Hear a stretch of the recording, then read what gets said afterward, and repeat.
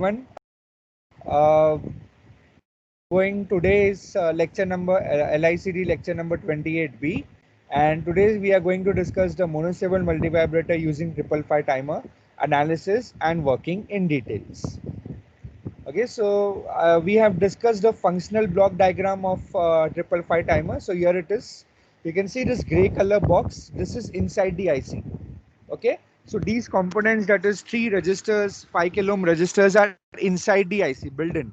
This comparator, the two comparators, the RS flip-flop, the reset terminal, the discharge transistor, and the output buffer all are inside. So everything inside the gray box is inside the 555 timer. Okay, now what are the externally connected components for my monostable multivibrator? These are marked in green color. So my register R1, which is connected to pin number 6 and 7 together, and one and other end of the resistor R1 is connected to VCC over here.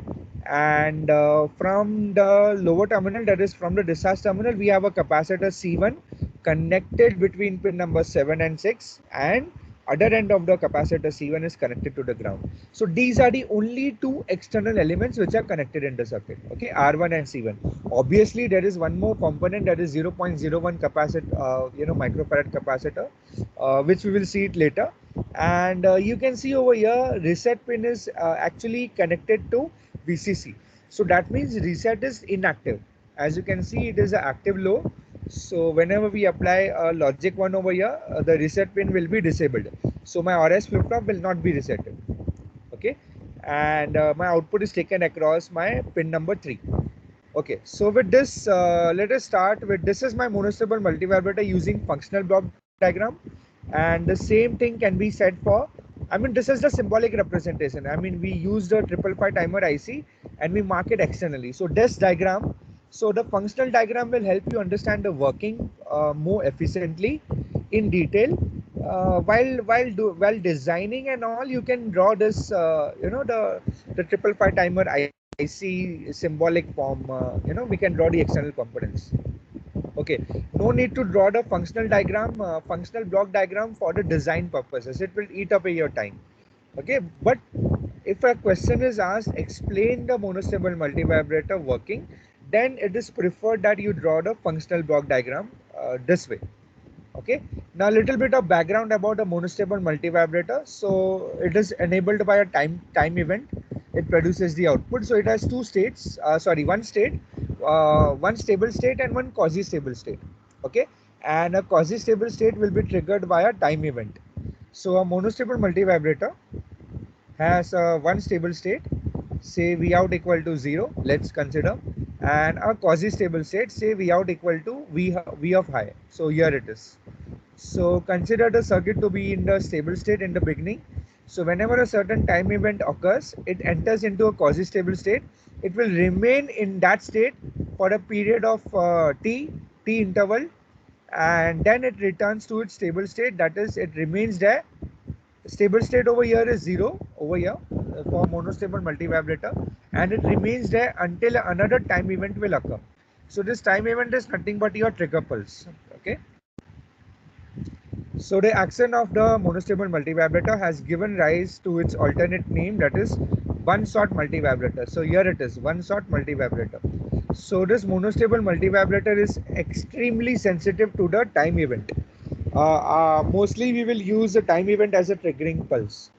So as you can see over here in the functional diagram, we have applied a trigger input going from 5 volts to 0 volts. So it is a negative going trigger pulse, which is applied to pin number 2. So this is an external input which we have applied.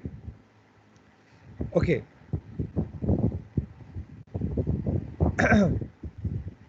Okay, now let us look into the details of the working of this 555 functional block diagram.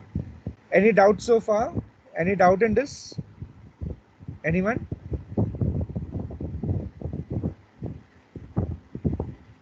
Okay, now let us continue with the... Okay, thank you. Let us continue with the sequence of events. Now I will require your utmost attention over here. So please concentrate for the next 10 minutes or so. Okay, let me adjust the font properly.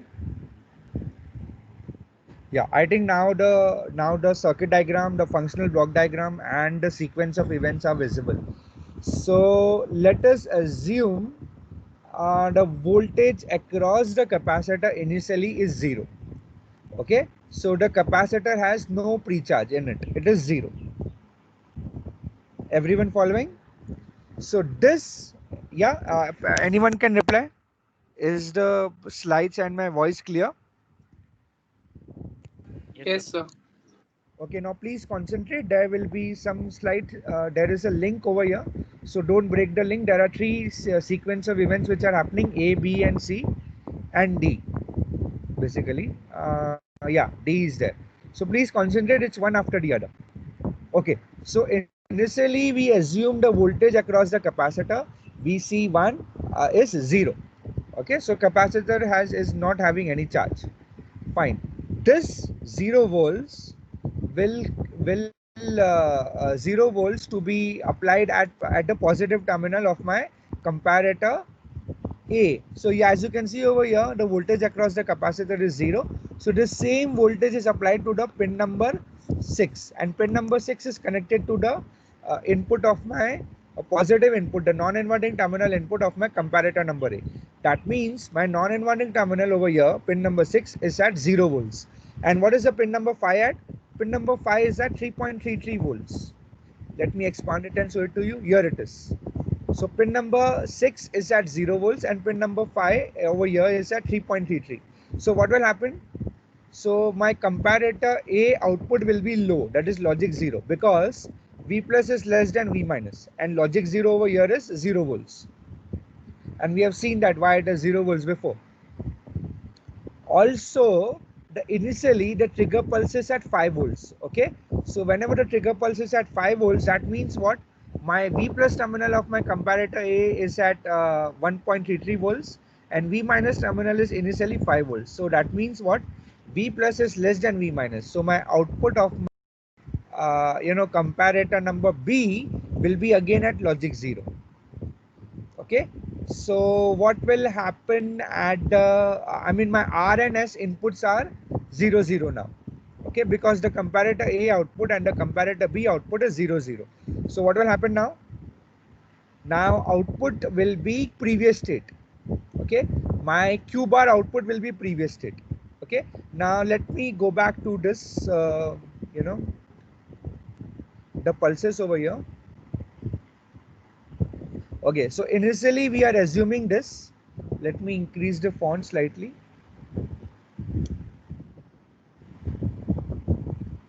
Okay, so initially we are assuming that the voltage, the green color one is my voltage across the capacitor, my V out is my red color, and this is my trigger pulse. I mean, this is the same output which we are getting in here, over here. This is my trigger pulse, this is my capacitor voltage, and this is my the voltage, output voltage.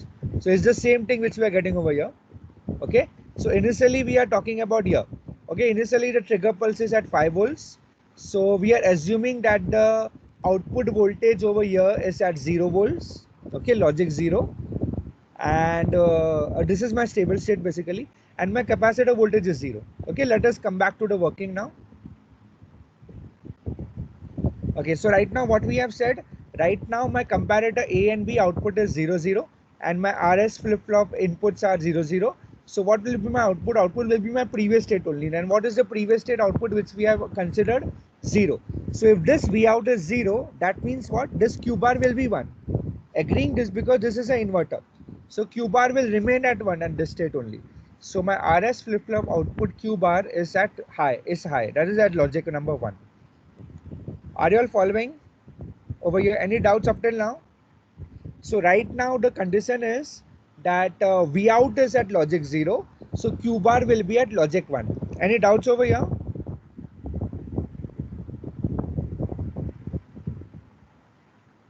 Okay. So high at Q bar, what it will do?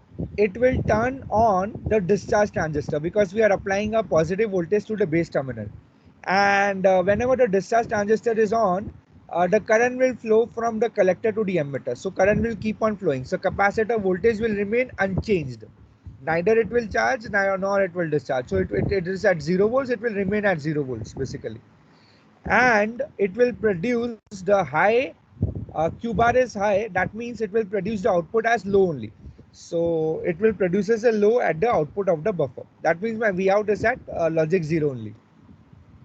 Okay. Now let us see now what will happen at the B sequence of event. So the following sequence takes place whenever the one shot multivibrator is activated. So what it means is this, something like this. So over here right now we have explained the sequence of events when the trigger pulse is at 5 volts. Okay, so nothing has happened. My capacitor voltage is at 0 volts. My output voltage is at 0 volts. Now we are triggering the input. That means we are activating the monostable multivibrator. So my trigger input goes to 0 volts. Okay. So what will happen now? Let us see now. My trigger input is 0 volts. Let us see the sequence of events. So whenever the trigger input goes from 5 volts to 0 volts, what will happen? So over here, if we can see carefully, let me expand it a little. Oh, it's too large. Still it's, yeah. So right now the trigger input is going, is changing from 5 volts to 0. So right now pin number 2 is at 0 volts. And this is a V minus terminal. Now my V plus terminal is at 1.33 volts and my V minus terminal is at 0. So that means V plus is greater than V minus. So my comparator B output will become logic 1.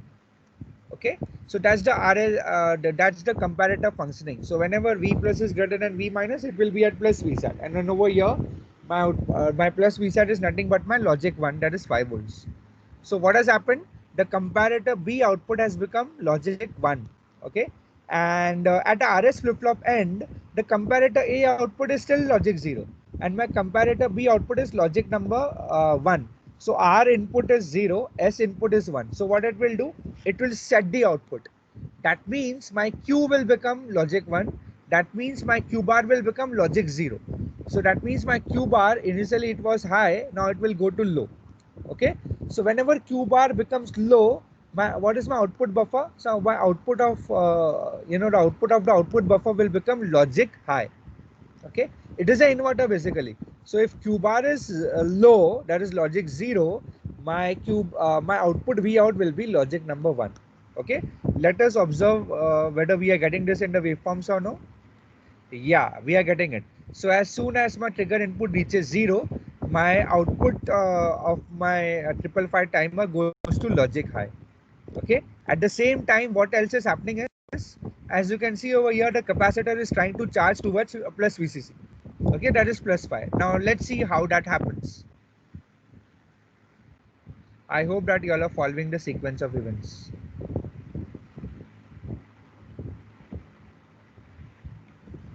Okay, now let us consider the scenario over here. The next one, I have to slightly reduce this. Okay, so right now what is the condition? R input is 0, S input is 1, Q bar is, what is Q bar? Q is 1, so because the S is 1, 1 means logic 1, that is 5 volts. So Q bar will be 0 now. Okay, so when the trigger input now goes back to high, that is logic number 1. What I'm trying to say is here. So this trigger pulse will be very short duration. So initially it has gone from 5 to 0, and now again from 0 it will go back to 5. Now what will happen now? Let's see. Okay, fine. So we are again back to the main diagram over here. So now the trigger input over here, which was 0, now again it has gone to 5. Okay, so what has happened now? My pin number 2 is 5 volts and my pin number, the V plus terminal is at 1.33. So what will happen? My V plus is less than V minus. My comparator again will go to logic low. That is, my comparator B will be, output will be logic 0. So what will happen again? My comparator A output is logic 0 only. Now my comparator B output also has become logic 0. So what will happen? Now whenever my R and S inputs are 0, 0, my output state will remain unchanged. And what was my output state? My Q bar was 0 only, logic 0. So it will remain that state. It will maintain that state. That means what? My output V out will again remain at logic 1 only. So this is what will happen. So whenever the trigger pulse has become logic 5 volts again, my output is not changing the state. It is remaining that. It is maintaining that because it is because of RS flip-flop functionality. Okay, so whenever RS, S, R inputs are 0, 0, so it will maintain the previous state, and the previous state means V out is high. Okay, now let us look back over here. That means my Q bar is logic 0. So what will happen? My Q bar logic 0 is applied to the discharge transistor. That means what? My discharge transistor will be off because I have applied a 0 volts to the base terminal. So my discharge transistor will be off. That means what? It will behave as an open circuit between the points collector and emitter. Okay. So now what will happen is whenever the discharge transistor is off, my capacitor C1 begins to charge via R1 towards VCC. Again, I repeat, whenever discharge transistor is off, my capacitor C1 charges via resistor VCC value. Is this point clear, everyone? Hello? Yes, sir. Okay, very good. Now concentrate over here. So capacitor voltage is charging slowly towards VCC via R1. So it is going to 0 volts. See, remember the capacitor voltage charging will be reflected at pin number 6.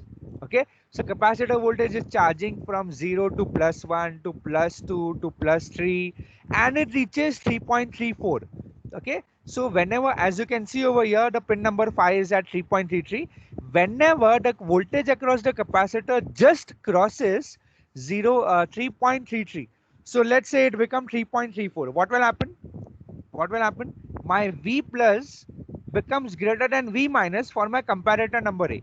Okay, so capacitor voltage VC1 cannot charge to VCC, because what will happen? As soon as the capacitor voltage VC1 reaches just greater than 3.33, or let's say it is 3.34, what will happen? My V plus will become greater than V minus of my comparator number A, and my comparator number A output will be logic 1. Okay, that is applied to R input. So R has become logic 1. So what will happen now? So a high at the output of comparator with a low, I mean the comparator number B is low only. So R is 1, S is 0. So what will be my output state Q? So whenever R is 1 and S is 0, my Q will be 0. That means Q bar will be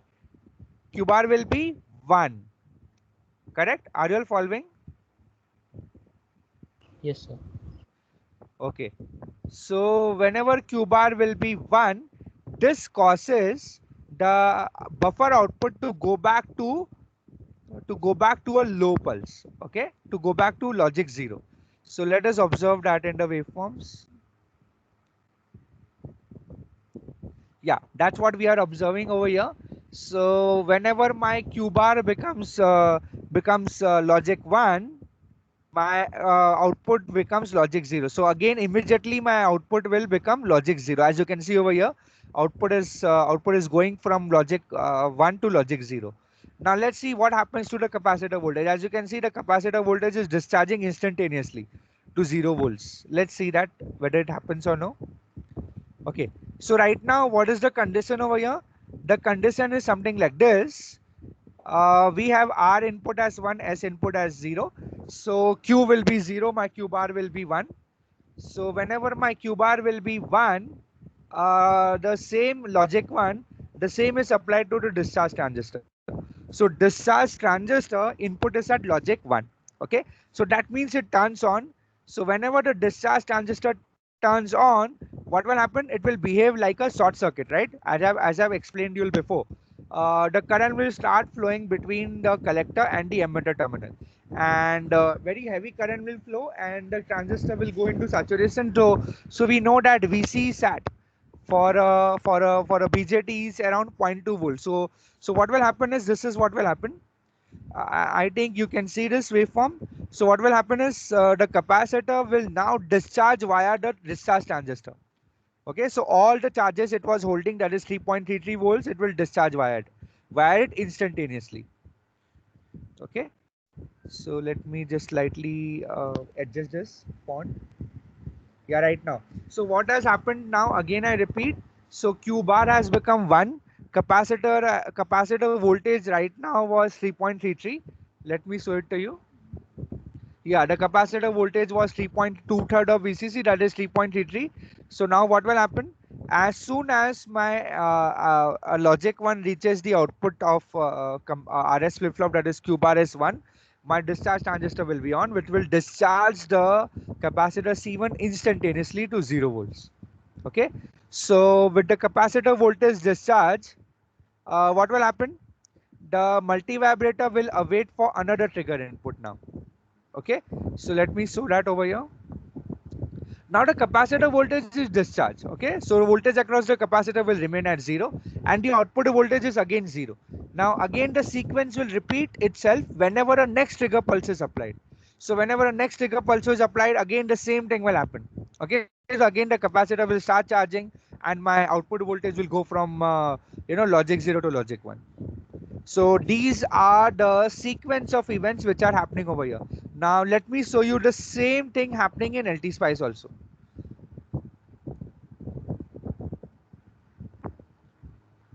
So as you can see, even the colors are same. Actually, I can change it to, let's say, blue,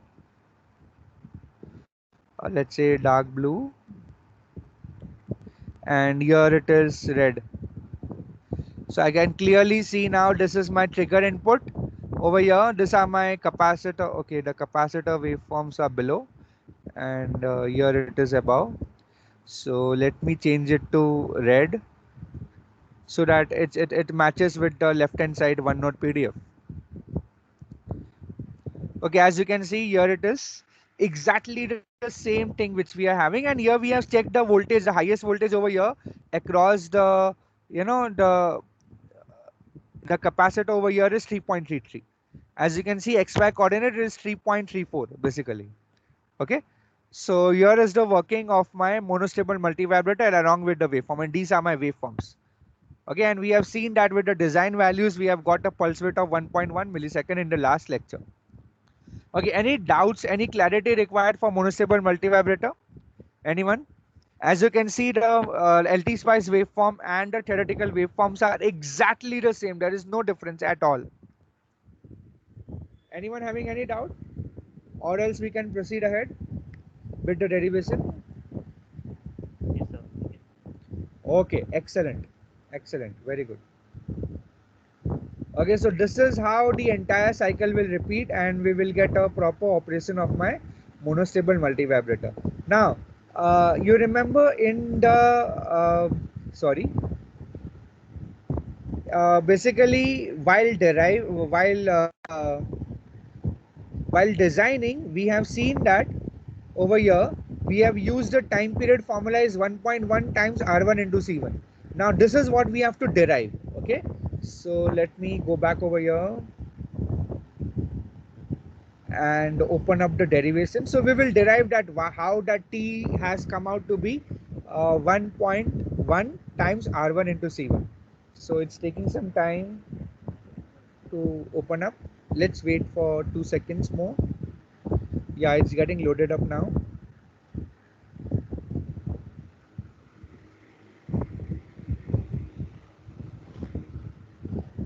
Okay, so now let's derive it. I hope that the font is visible. I think no, I guess it was not visible, right?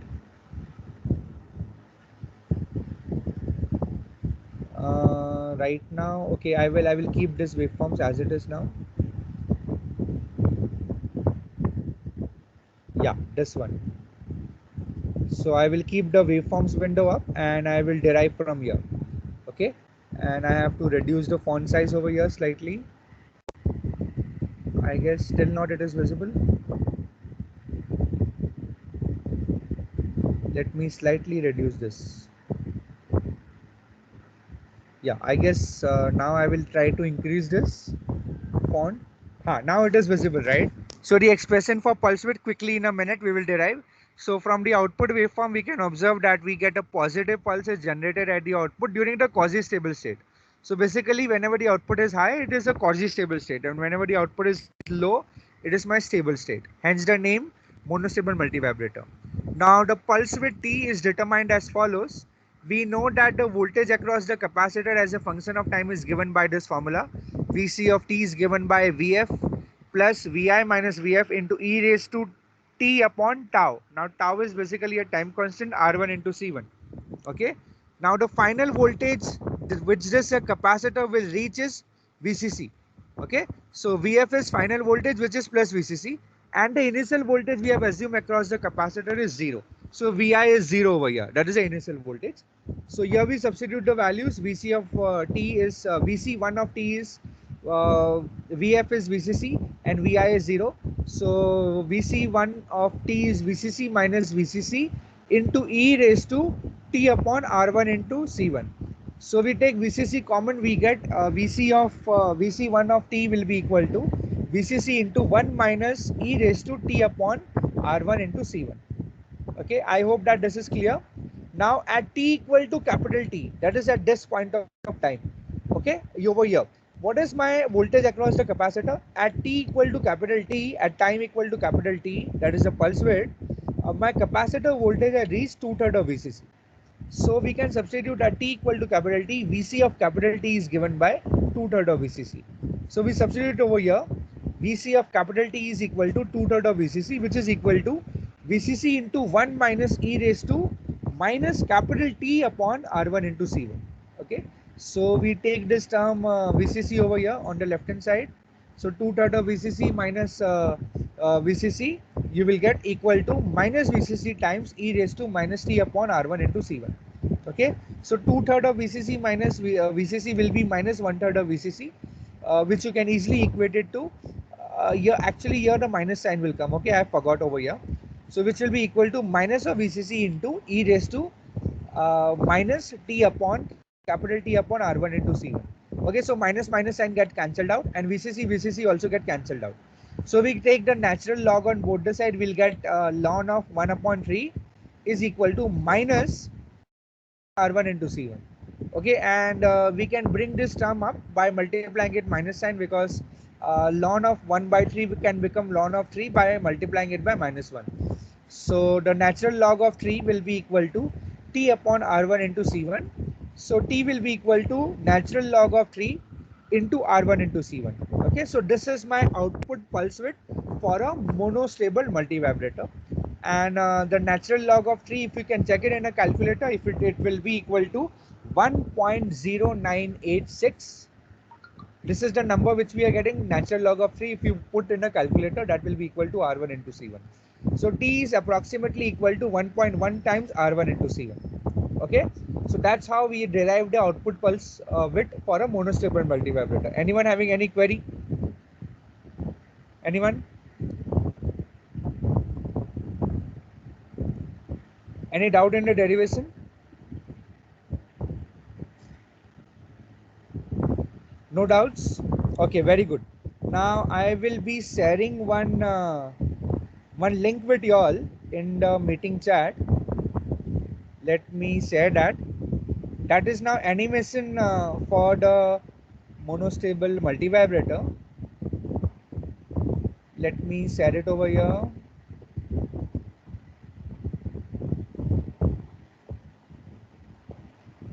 Okay, so I'm sharing the link. The same link I will be opening and explaining to you all. I hope that that is visible to you. Now let me open that. Let me open that link. Now very few in 5 or 7 minutes, which whatever we have, will quickly describe the working of 555 monostable multivibrator with the help of this animations. Okay, so I will request everyone to be actively engaged in this. So whenever I ask a question, please immediately save the time. So it's loading up a little. Let me refresh it once. I mean, you also have that. I have shared the link with you all, so you all can also refer that at your end. Okay, so it's taking some time to load. That's not a problem.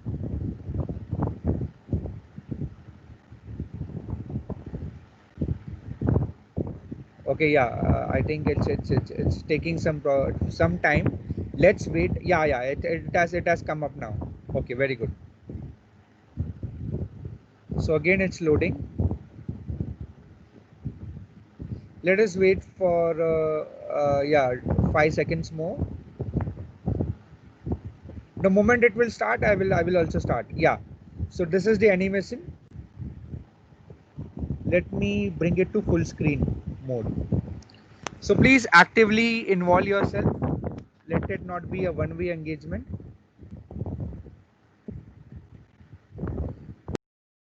Okay, so a monostable multivibrator, also known as a one shot, has one stable state.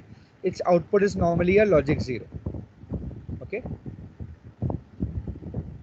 so whenever a triggering pulse is applied to its input, the output changes state from its normal 0 state to a logic 1 state, which is unstable or quasi-stable for a certain amount of time before it automatically returns to its stable state. So here, these colorful things you see over here, these are the registers, and this is my push button switch. So I'm applying my trigger pulse. Remember, we have applied the trigger pulse, in a similar way. So here it is. Okay, let us go back to the next one. So here is my same circuit which you have observed. Let me point out one thing over here. This register, if you see over here, this is a very low value of register. Basically, this shouldn't be there over here. This should be a line over here, not a register. So except for this register, everything given over here is correct. Okay. Now let us start the explanation. So we have started with no charge on the capacitor, which causes the 0 volts at the positive terminal of comparator number A. Now I'm going quickly over here. Okay. So the comparator, the output of the comparator A is low because its negative terminal is at 3.33 over here, which is greater than 0. Okay. It is self-explanatory. The output of the comparator B is low because its negative input is at 5 volts, which is greater than 1.65 volts. Okay. Now the RS flip-flop Q bar output will be high because both the R and S are 0, and the output was low. So Q bar will be high. So it will maintain that state. Now whenever Q bar is high, two things will happen. The NPN transistor, the discharge transistor will turn on, which will keep the capacitor unchanged and produces a low at the buffer output. Okay, at the output buffer, we have a low output. Now, everyone please answer this question. One of you, what is the output voltage produced by comparator A in this situation? Anyone? Please Zero respond. volts. Yeah. Low. Yeah, correct. Very good. Next question. What is the output voltage produced by comparator number B in this situation? Quickly. Low. Okay, Low. very good. Yeah, very good. So the following sequence takes place when the one shot is activated, and that means we are activating the trigger pulse. So whenever a push button is closed, the trigger input goes from plus 5 volts to 0 volts. Okay. So here I am activating it. So over here, as you can see, whenever it becomes 0 volts, my comparator B output over here is becoming high. Okay.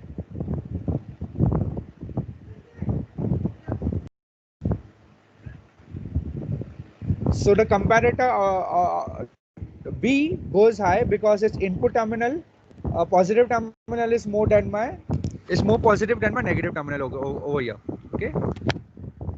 So my RS flip flop R is 0 and S is 1. So my Q bar will be low. Okay, over here.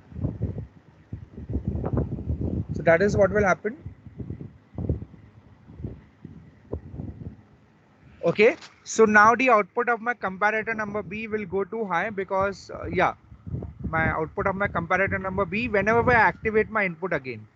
So right now my trigger input has gone to 5 volts. So what will happen? This is 5 volts, right? So this is phi. So comparator B output will go to again low. Let us go back to the next activity.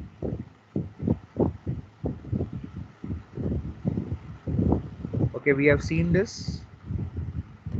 So my yeah, trigger input is at phi now. So yeah, sorry, it is at 0 right now. So whenever we release, right now the trigger input is 0. So comparator output is B is high. So my Q bar is low, correct? So my discharge transistor is off. So my capacitor will start charging basically. So if I release it to 5 volts again over here, my comparator B output will become low. Okay, so RS flip-flop input are both are low. So my output Q bar will remain at low because it is the previous state only. So I'll go to next. So answer this question quickly, please.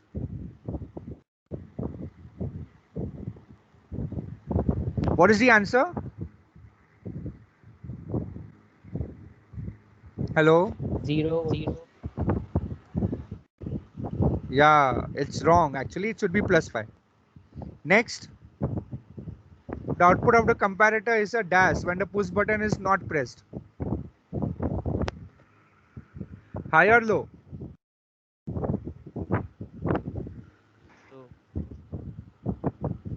Okay, very good. Correct. Third one, the flip-flop Q bar output will change, will not or will? Answer this. When R and S inputs are low. Very good.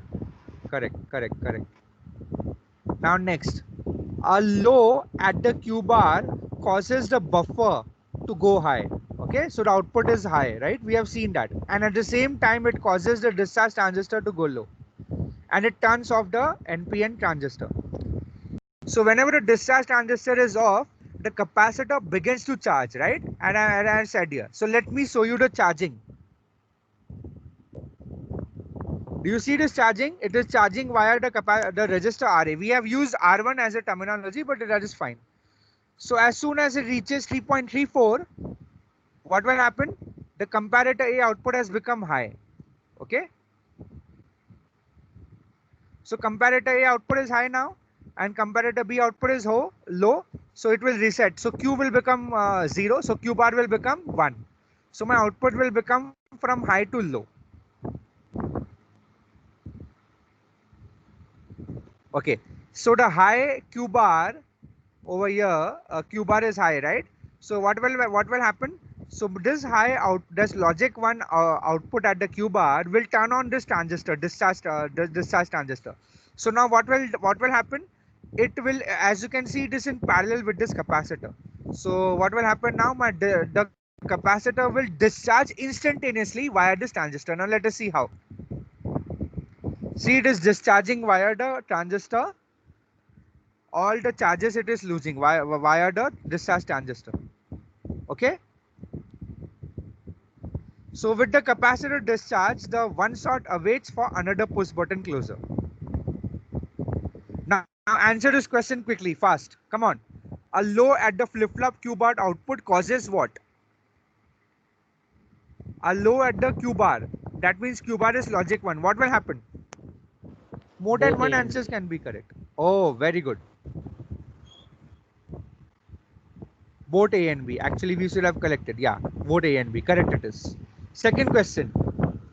When the discharge transistor is off, the capacitor begins to, come on, Charge. very good, correct. Next, when the top plate of the capacitor reaches 3.34 volts, the output of the comparator A goes to, absolutely correct. Next, a low at the R input and a high at the S input will cause the Q bar output of the flip-flop to go to,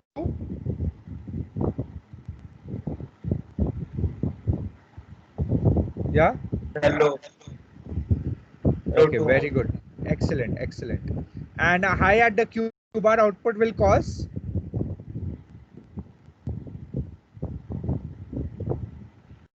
yeah, tell me fast. Both A and B. Okay, yeah, both A and B, correct. Last, when a transistor is off, the capacitor, when this discharge transistor is off, the capacitor will, Charge. sorry, discharge, yeah. Charge or discharge? Oh, I selected wrongly. Yeah, charge. Capacitor, the discharge transistor is off, it will charge. Yeah, basically, correct it is. Okay, so we have completed this activity and we have completed with this lecture.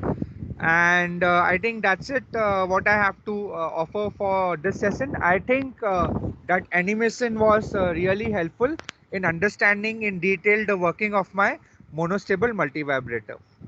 Okay, so I think that's it for today's lecture.